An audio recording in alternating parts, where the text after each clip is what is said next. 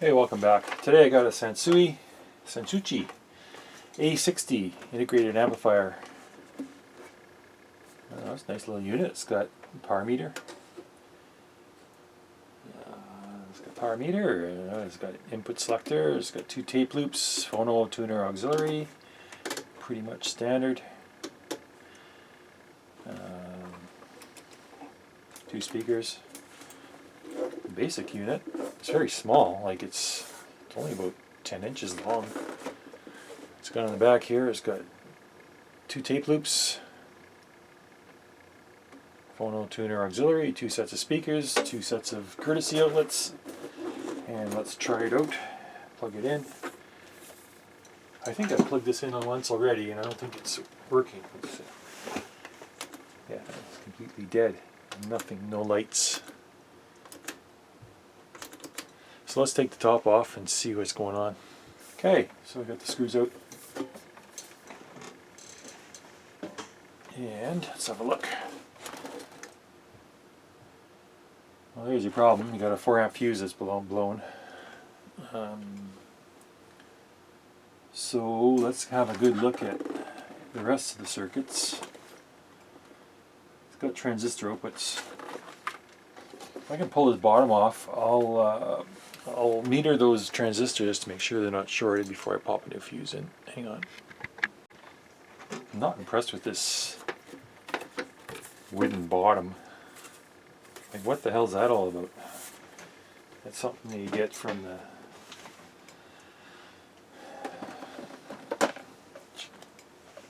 what's this thing? Some kind of piece of plastic. Okay.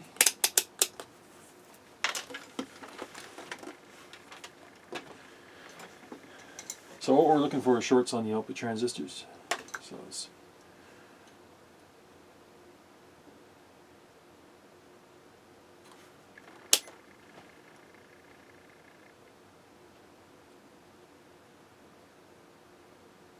we got one there. Alright, where's the base on these things? I think this is the base.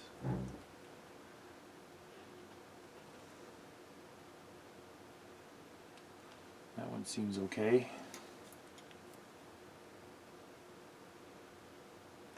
I don't know.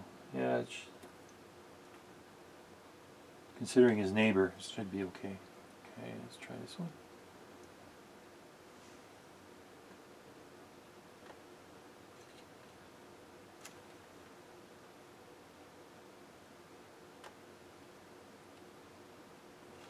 Okay.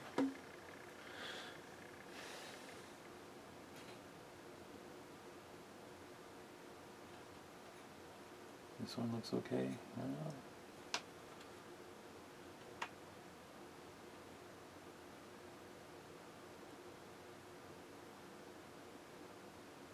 I think that's okay. I think we've got one bad transistor here. That one there. Yes, sirree.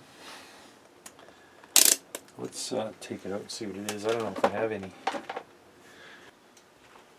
Okay, I got the transistor out. The offending one, which is transistor 17.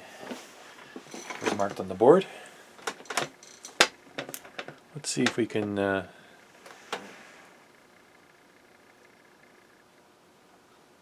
that's shorted. That's shorted. Yeah, it's definitely a 3-way short on this one. All 3 pins are shorted with each other. So that's kaput. Let's check the complement to it. Well, now that we remove the bad one, let's see if we can get anything out of this one.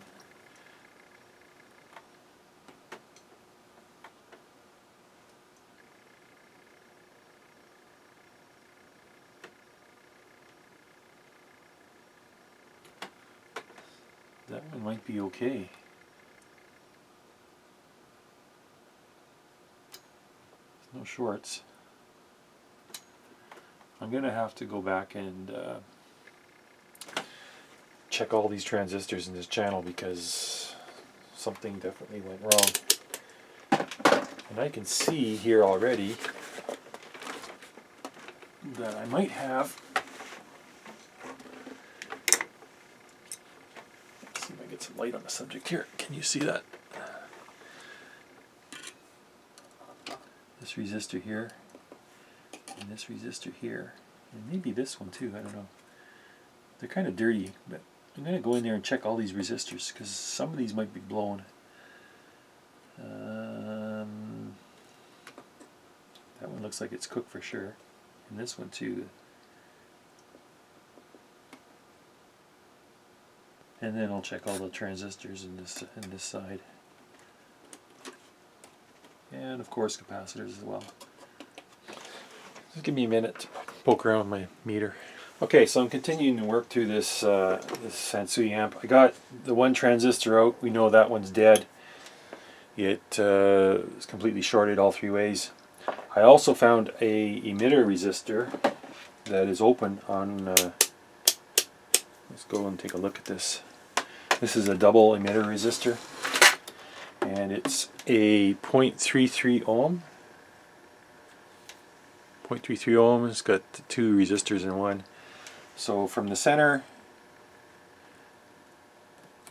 let me see if I can get this to work. Measure out, and I got 0.33 ohms. Well, there's lead resistance on my ohm meter. There's the lead resistance, 0.6, and then when I go to the resistor, it says 0.9, 0.10. And then the other side is completely open. It burned out, so I'll have to fix that. And I'm also suspecting the complementary driver transistor here, or not the driver, but the output. The NPN one is bad too. I'm going to pull that one out and then we'll test that one as well because it's not shorted, but it's not reading right. So I'm going to pull it out right now and see if I can figure out this mystery. Problem is I got this bracket in the way. I have to wiggle my soldering iron around it. Let's get this out. If I can see what I'm doing here. Okay. Everything's covered with that goop, and my hands are just getting covered with grease, so I'll have to.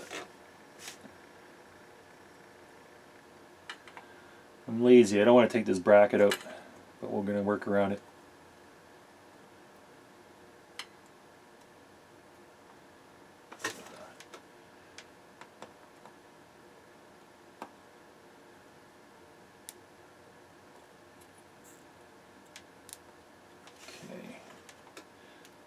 So hopefully, if it's just the output transistors and the emitter resistor,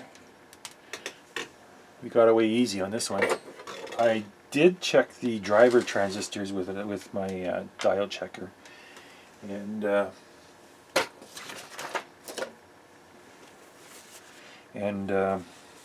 everything looked okay, but we might have to go back that far and pull some of those out and test them as well. Okay, so here's the NPN output. Test it with diode checker.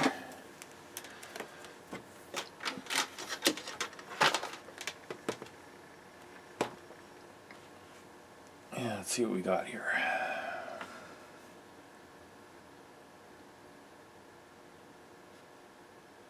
That junction's good. That junction is suspect. Yeah, that junction's bad, and that one's, yeah, this transistor's toast as well. We have it's not blocking current in one direction on the, I think it's the base collector joint, the base collector. Is that the base?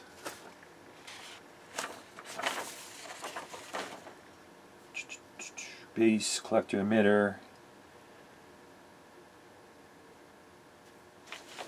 Kind of the 2SC 2577 is base collector emitter. 2SA 1102 is emitter collector base. It's backwards. Why is that? I thought they were all the same. Maybe not. Okay. but that one's bad as well. So I got, I'll pull out replacements for those. Emitter resistor, I do have 0.33 ohm resistors here, but it's a single.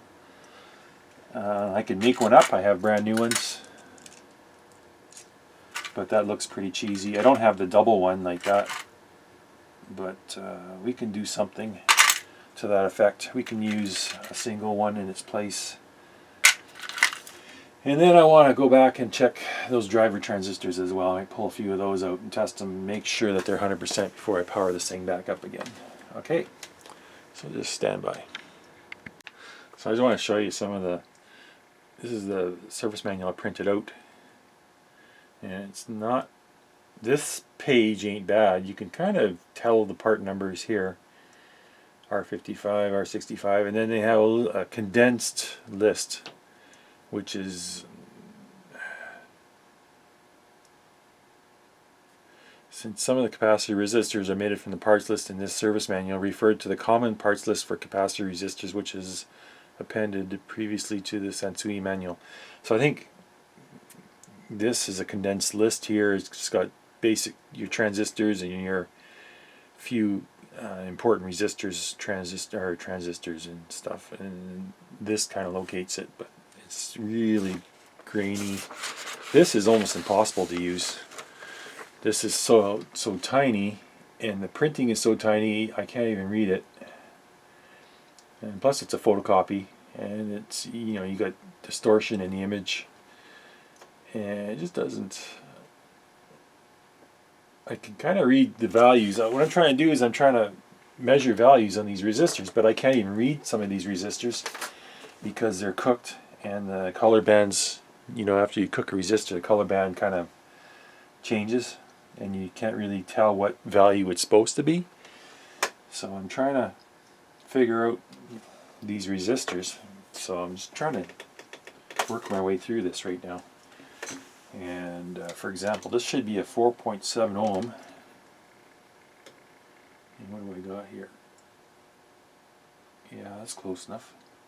Here's another one on the other channel.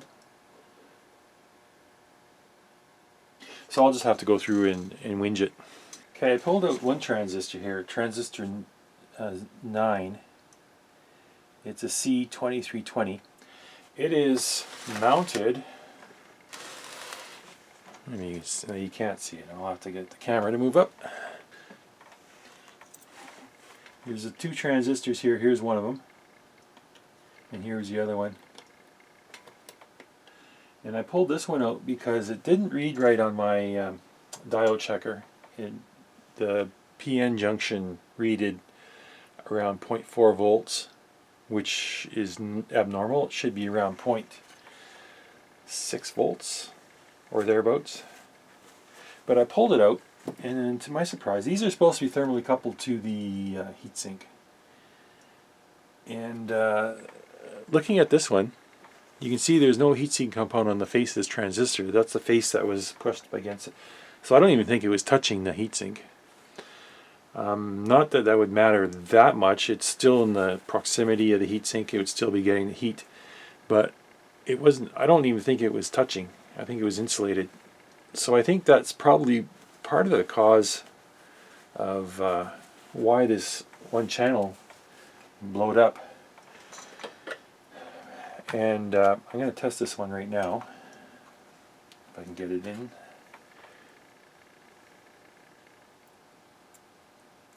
Let me adjust the camera again.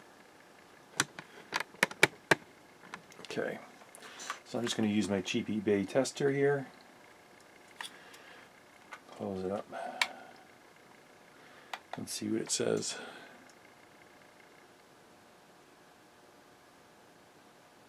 Ah, look at this. It doesn't even show up as a transistor. It shows up as a pair of back-to-back diodes. I think this is defective. And I think this is the cause of our meltdown. Do it again. Yeah, that transistor's pooched. Let me try it over here one more time just to make sure.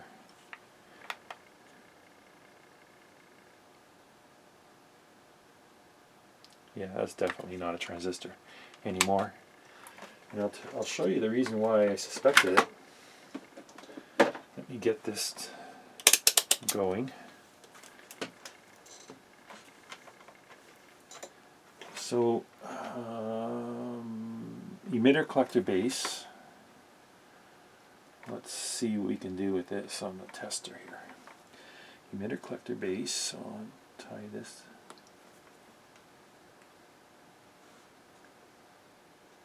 Okay, that's open. That's open, that's like expected. Flip these around. 0.68. That's a little high. 0.69. That's a 2320. Let's see, I'll pull one out of my parts bin and we'll see how it compares with a new transistor. Okay, I dug out a couple C2320s and I'm just testing it now. Let's see. Show it what this says. If you can see that. Oops. Let's try that again.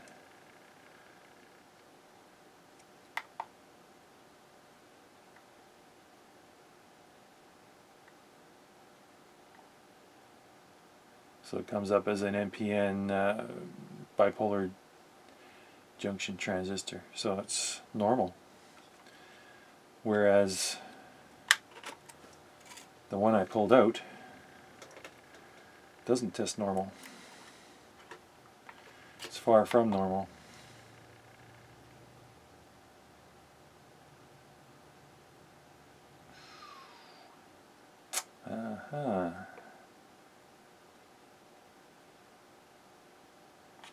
Okay, so I'll drop one of these replacements in, and I think that was the cause of our issue.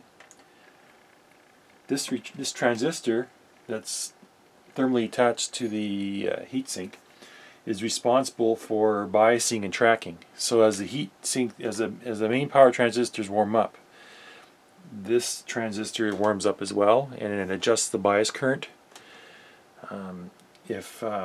If there was no circuit to do that, those main transistors would go into thermal runaway, because the hotter they get, the more current they conduct, and the more current they conduct, the more power flows through them, and the hotter they get. So it's a thermal runaway situation, and that's why they have a transistor to put in the circuit, in the biasing circuit. So as this gets warmer, it actually reduces the current to the output transistors. And I don't think that circuit was working properly because it wasn't thermally bonded to the heatsink. So I think I found the problem. I went through and I checked all the capacitors, and they're all within spec. All the capacitors are within spec. They're not great, but they're not bad. I didn't find any bad ones within the power amplifier. I ohmed out all the resistors, and they're all within tolerance. And I still have a couple more transistors to check out. I want to make sure I do 100% check on all the transistors, just to make sure there isn't a shorted junction somewhere that I'm missing. And after that, I'll reassemble, and then we'll get on to testing. This steel plate here, this is what mounts all the transistors to the heatsink. We have 4 dimples, and they put pressure on the 4 transistors, the main power transistors, and then there's these 2 fingers, and that put a little bit of pressure on, downward pressure on the transistor, and pushes it up against the heatsink. So you put it in like this, and then you bolt it with 2 bolts, and it exerts spring pressure on these. And I don't think this was bent far enough, so I'm just going to give it a little bit more of a twist here, and it's going to put a little bit more pressure on those 2 biasing transistors. You can't go too far with this because it'll just bend back when you tighten it down. But the purpose of this plate is to make sure that all 6 of these transistors are pressed up against the heatsink, and that wasn't happening. And you can see here, this amplifier has the famous the A-798. These are notorious for causing all kinds of imbalance within your DC coupled amplifiers. But you know, I checked all the junctions with my diode checker, and they all seem okay. So I'm just going to leave this one alone. I do have these as replacements, but you know, they're getting hard to find. I'm just hoping this one's okay, and we can get by without touching that one. As far as everything else goes, I checked this one, and I checked this one. This one's good. I checked all the caps. I checked these. Checked these two driver transistors. Everything's okay. Everything else is coming back normal. So I'm going to start assembling this. So I'm putting the transistors back in, and I'm just looking at this plate. It looks like it's well, it is bent. You know, you can't see it on the camera, but maybe you can. It's dished this way and this way from where the bolts are. There's one here and one here, and they were pulling down, or pulling it towards the heatsink. And I think this might be a little too much bent, so I'm just gonna gently massage this back, ball peen hammer, and just, yeah, that's flat now. That's a lot better, and it'll give an extra spring pressure on those transistors. And plus, I got a little bit of force on these to give it a little bit extra push on those transistors so they're touching. And I actually made sure that there is a heatsink compound between these little transistors and the heatsink, so it's going to connect thermally. You ever see this cheap desoldering braid from China? Look, it's magnetic. It's made of steel, I think, and it's copper coated. Copper plated steel. Garbage. Okay, I'll snug down these bolts. I wanted to get this plate in before I reinstalled the emitter resistor, because it would have been just in the way. So I just got a 5.5 mil socket. And just snug these down.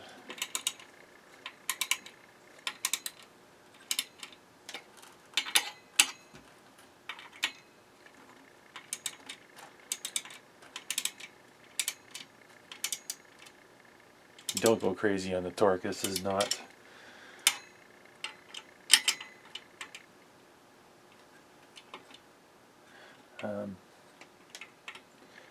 these bolts have shoulders, so when they you feel it when it hits, the torque will go up, and just stop there.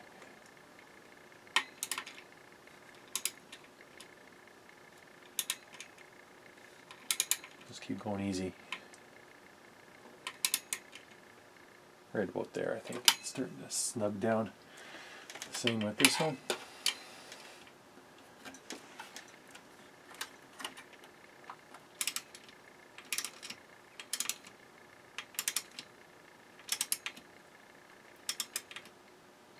You just don't want to cross thread these or strip them. Alright, have a peek on the side to see if those transistors are seated, and they are. And those two transistors under there are seated. They're under the leaf and they're getting pressed on. Everything's good. We'll start putting in the emitter resistor now. Okay, first thing I want to do before I power it up is I want to check the 4 diodes in the bridge, because I just want to make sure none of them are shorted. And that'll pop my fuse if I do have a shorted diode.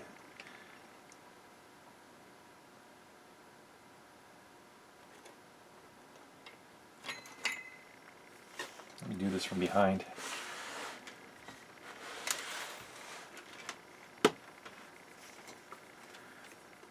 Okay.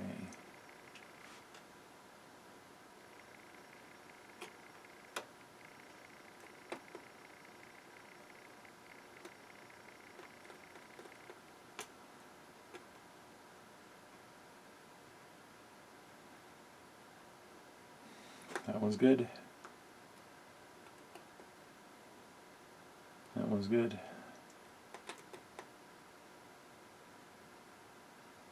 A big capacitor in there. Yeah, that one's good. And that one's good. All 4 diodes are working properly. It's a good sign.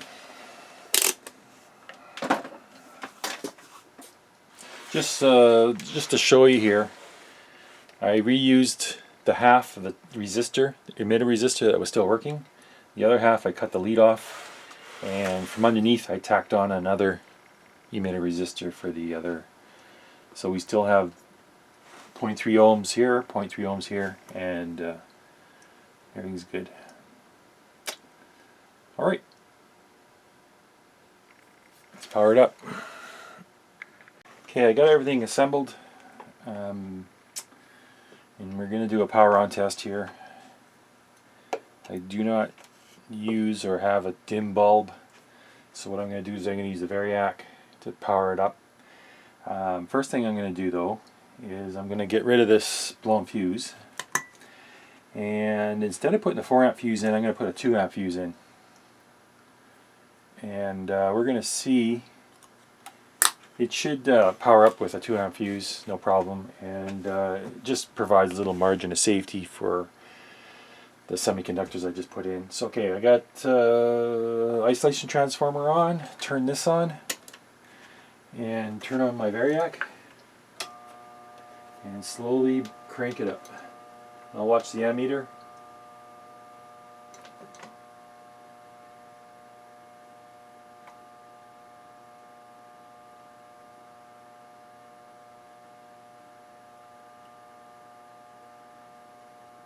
Getting anything.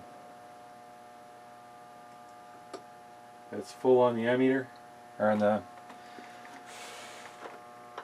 We have power. But we have no light. So let's shut this off. Is this bulb burned out?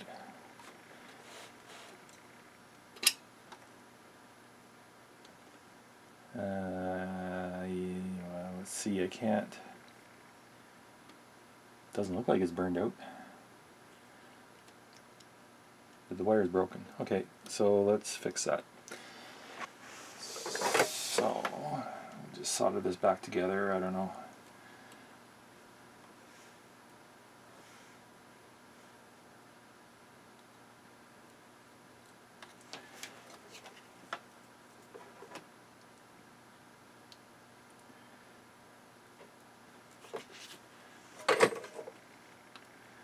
See if I can do this without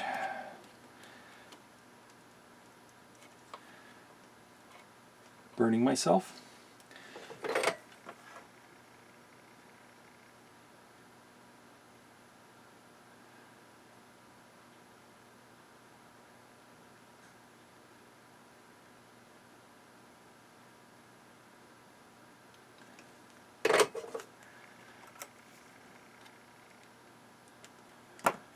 Okay, let's try this one more time.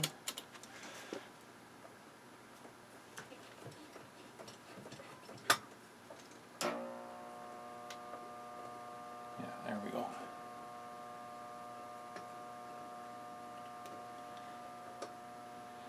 So I'm over voltage on the Variac, feeding it power.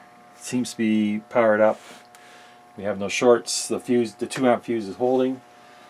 So let's shut this off and let's give it direct power. And let's start testing the power amplifier. Somebody tried replacing this bulb, and their solder is not sticking to the bulb base. Probably they didn't get it hot enough when they were soldering, so I'll just redo this wire and wire. The other wire broke off this time. It's probably not even the right bulb, but we'll just go with it. I'm not too worried about cosmetics at this point. Like, I could put in an LED retrofit, but I'm not going to bother with this. Just want to make sure it's working, that's all. Okay, So now we should have 2 connections holding on tight. So here it is. I still have the 2 amp fuse in, power it up, and it powers up no problem. Display's working. There's no weird stuff coming out of our power amplifier. Although I don't know where this meter is taking its signal from. If it's at the output or the input, we don't know. So let's get a voltmeter and check some DC offsets here.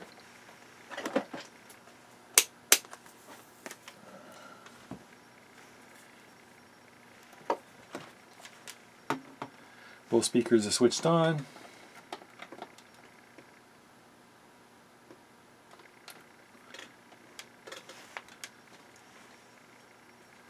I think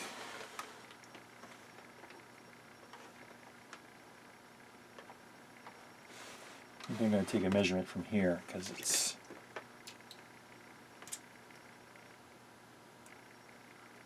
okay. So we got about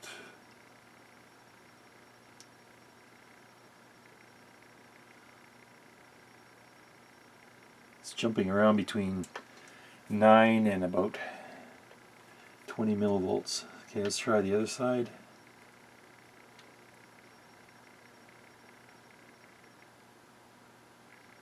Same kind of thing. I think we got her. You just need to set up the amplifier and then we should be done. Do some testing. There's no weird offsets on the output.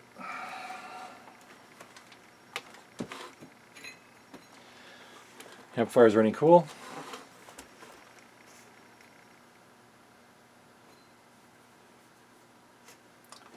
Let's check the idling current here.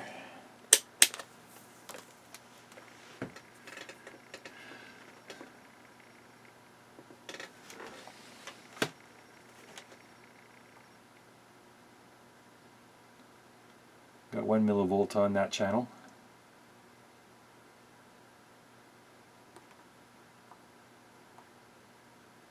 One millivolt, so it's turned right down. Where's my other?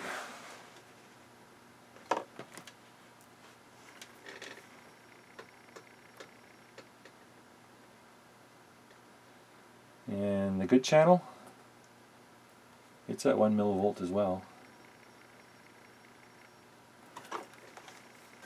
So now we know that the amplifier will power up and has no issues. I got the power shut off here for the amp. I'm just going to remove this 2 amp fuse and put in the proper 4 amp, and then we'll move on to testing.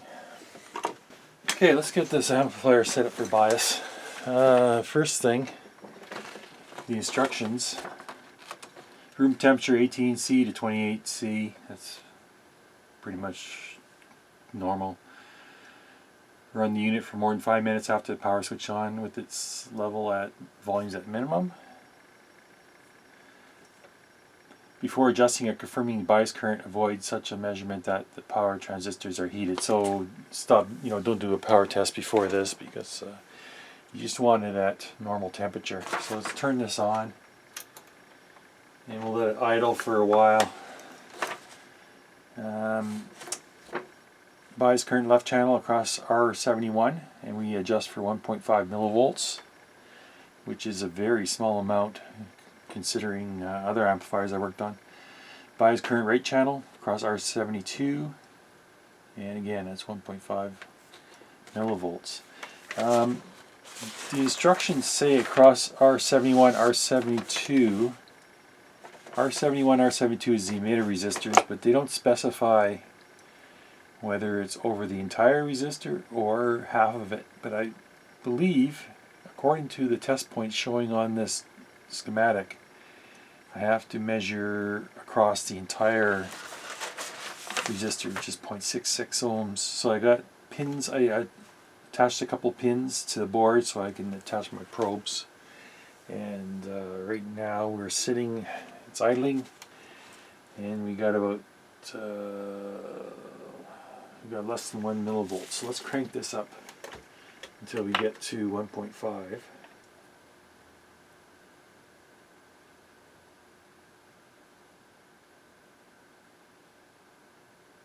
1.5 is there. 0.4. And then let's do the other channel.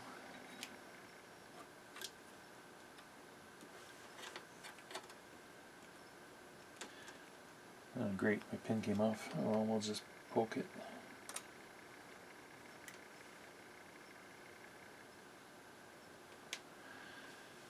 Okay, on the other channel I got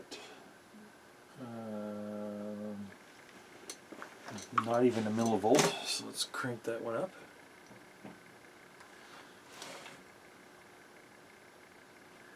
Where's my trim pot? Down here.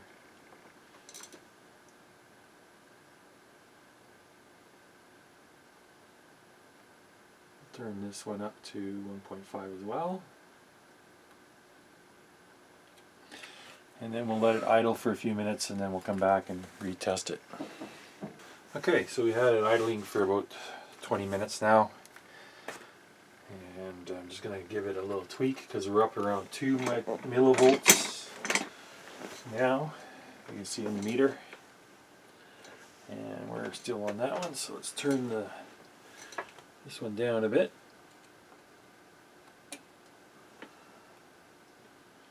Turn this one down to 1.5 and we'll leave it at that.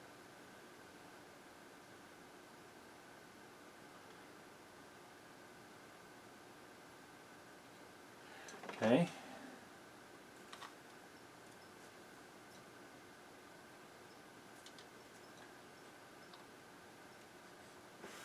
And this one also went up as it heated, so we're going to turn that one down a little bit too. Where are we?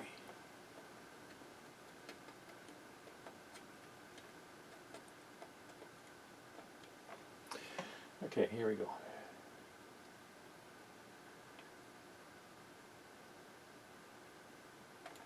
Not too far.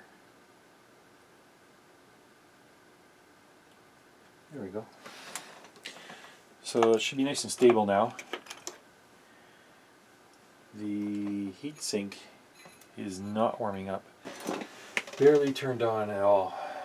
Very low current amplifier, and at idle this thing's drawing 17 watts from the power outlet. So quite a low power unit. And let's see how it sounds.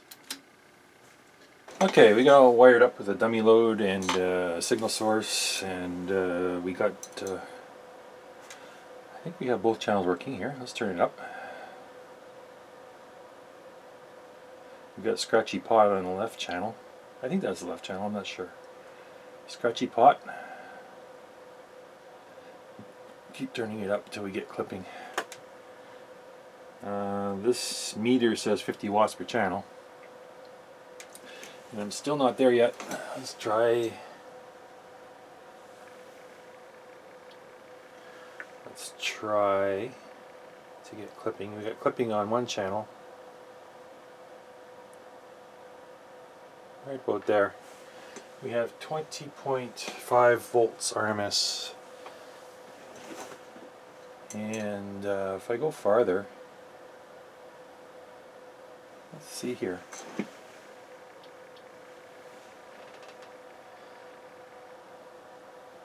Let's see all the ripple on the power rails when you hit clipping. When you start to see ripple like that, it tells me they got a weak capacitor in the power supply.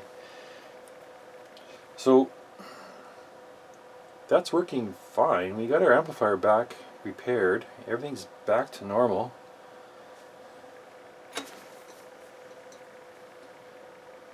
A little bit of electric shock there. That was unusual.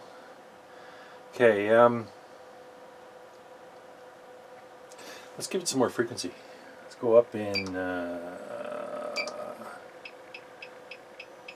10 kilohertz.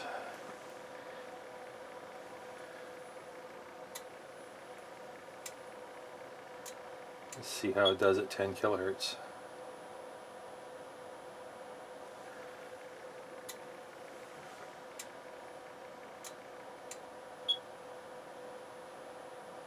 Yeah, we're still getting that.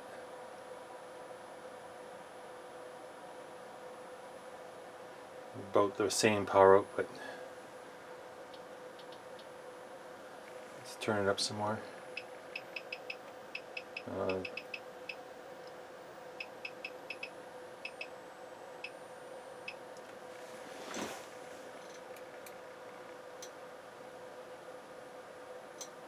Tone controls are all set in the middle. Seems like we're losing a lot of.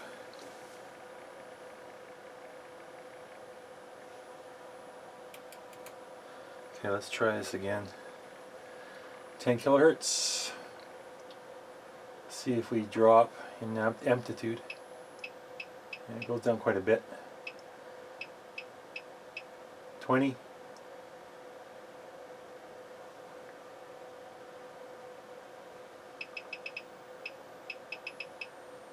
10. And it drops quite a bit. I'm really surprised by that.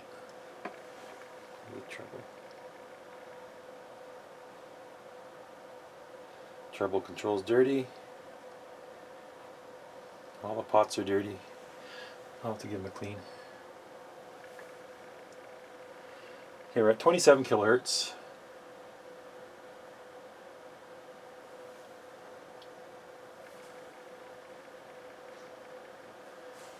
And we're clipping at 19.7 volts.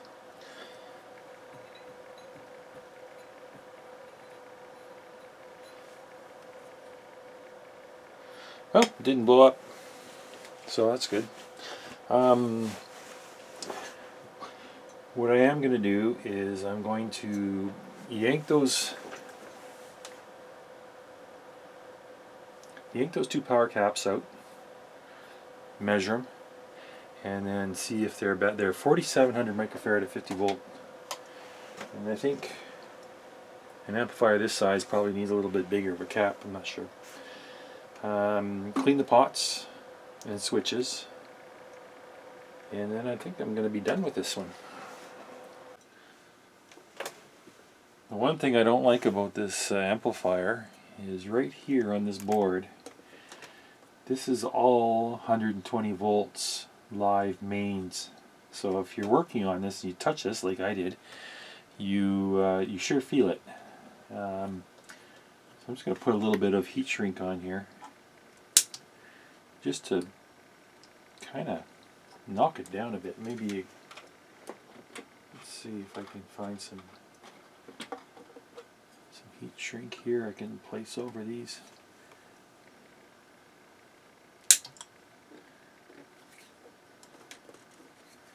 Just to make it a little safer for the next guy. Of course you still have the fuse holder is exposed, but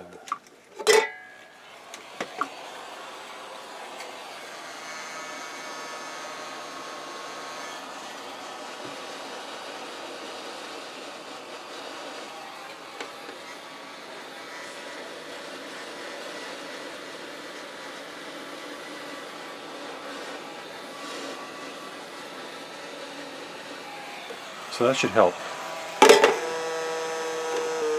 Same thing here. All these connections are exposed. They should be heat shrunk.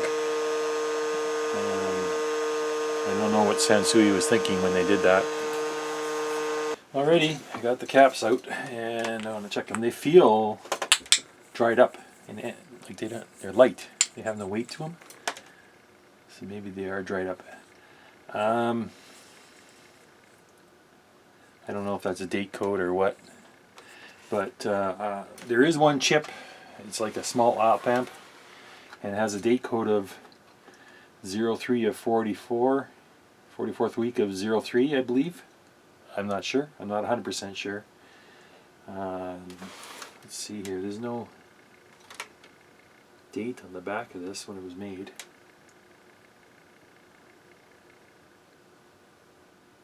So 2003. Does anybody know? I don't know. It's got that cheap 90s design with the bottom, the wooden bottom and the plastic sides, and it's just anyways. But enough rambling here. Let's just get these checked out. Just got up in the corner, you should see the meter. And let's connect it up and see what we got. Oh yeah, we're down to 2,000 microfarads on these, and these are 4,700 microfarad caps. We're down to 2,000, almost 2,100, and 0.03 ohm ESR. Let's try this one.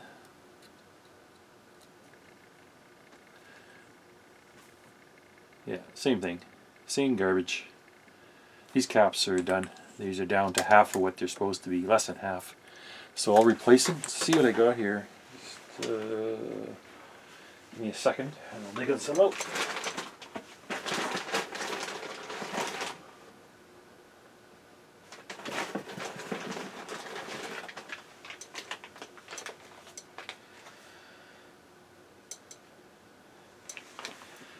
I got brand new 6800s, 6800 microfarad 50 volt.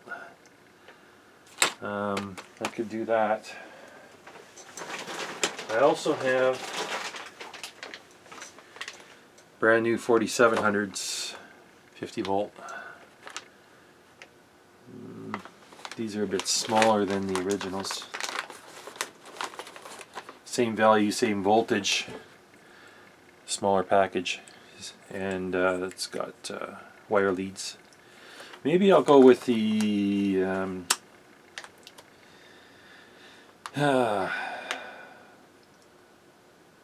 I'll go with the 6800s.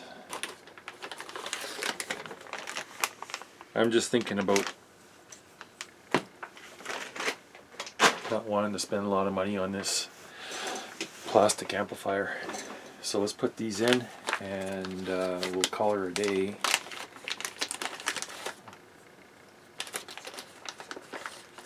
Even these are smaller than the originals.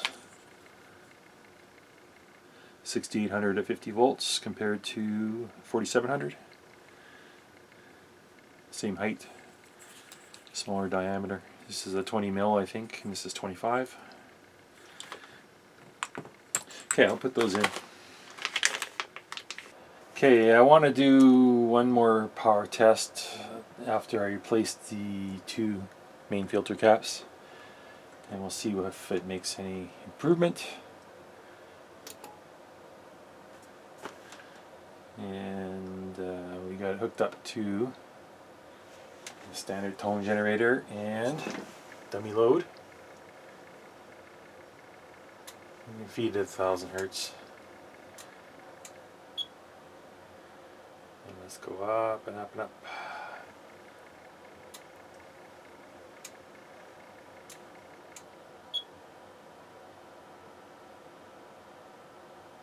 There we got clipping now. You see it's a lot smoother on tops on that clip. So let's get approximately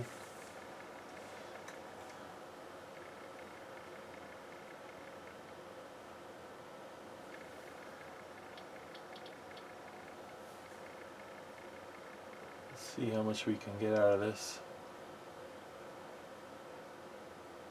Right there, I think. 21 volts, 21.05 volts RMS. It's a little bit of improvement and a little smoother power rails and a little more stable. A little bit of clipping on the right channel. Maybe a little imbalance on the two.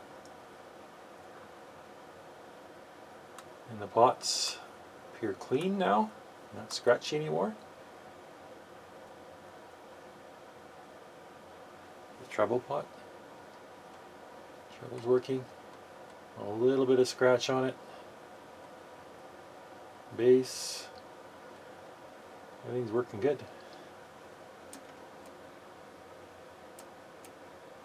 Good. Alright, let's wrap this up. So overall, I'm not too impressed with the Sansui build quality here. It looks like they're trying to cling on to their legacy of, you know, building the black face amplifiers, discrete components, which is fine. The circuitry in this is actually very nice. It's a good design. It's well made. The board construction is good. I didn't find any cracked solder joints. The reason I think it blew up in the first place is I think those biasing transistors weren't in contact with the heatsink, and I don't think they were tracking the temperatures as they should have been, and that was the cause of the failure. But the build quality of the circuit is good, the design is good, the build quality of the rest of the thing leaves a lot to be desired. This plastic piece of crap that are, plastic sides. It's got a smaller chassis. It's usually chassis are about this deep, but this one's shallower. They try to keep the black with the white lettering, which is fine. People like that look, but I'm not happy about this. Looks like they cut some corners to try and save some money here, with the cabinet and the build. But yeah, I'm kind of curious to hear this in action. We'll see how this Sansui sounds when I get it together. I'll probably test it for a while, and I'll have a sonic listen, and it should all be good.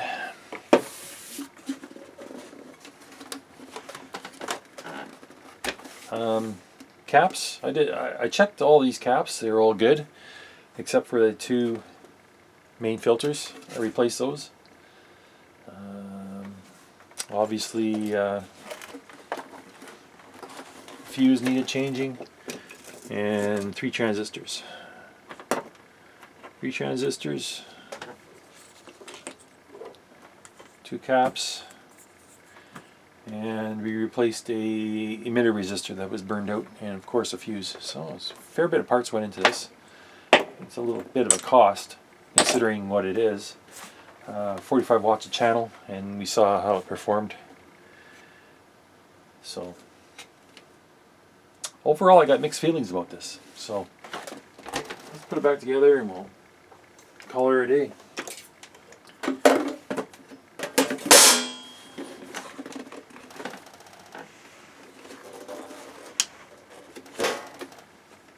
Alright, thanks for watching.